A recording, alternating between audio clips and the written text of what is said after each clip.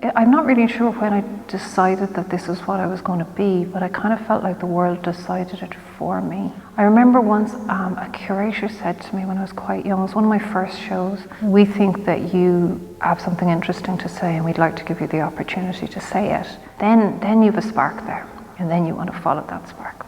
And that spark is the thing that keeps you moving and makes you want to make. And it gives you encouragement. So a huge amount is also this idea of being encouraged. If you're not encouraged to be an artist, it's a spark that'll kind of fall away.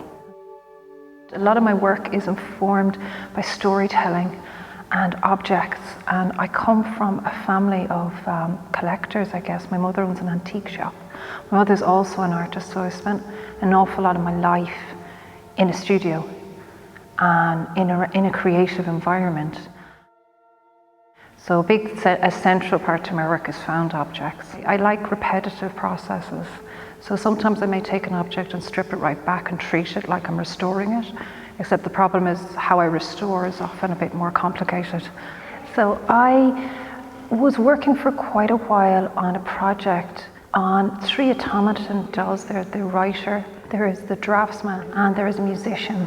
And I spent about 3 years documenting them in a museum in Neuchâtel. The more I documented them, the more curious I became about them, because each of these are wind up. They rely on an assistant to wind them, and then they perform. So I really wanted to find a way to involve another kind of layer of interpretation with them.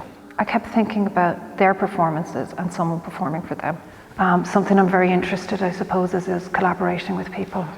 After a lot of time, I was very lucky to get in touch with Elizabeth Hilliard, who's an Irish singer that's incredibly expressive range and a really strong presence.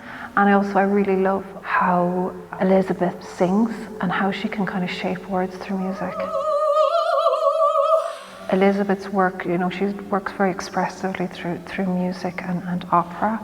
And I wanted to try and kind of write a kind of libretto style.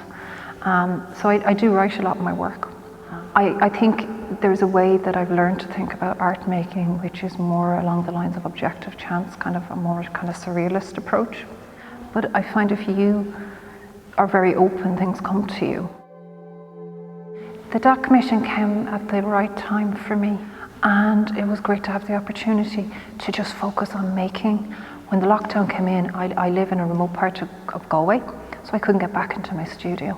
I have my pencils, I have my laptop, and I had a really big desire to kind of think a bit more about sighing and these other kind of noises in me that kind of wouldn't leave. And I was already working with Elizabeth on this idea of visual design for sound. And I said, look, do you want to try this again in a different way? Because I've got the opportunity to make now, and I've got the time.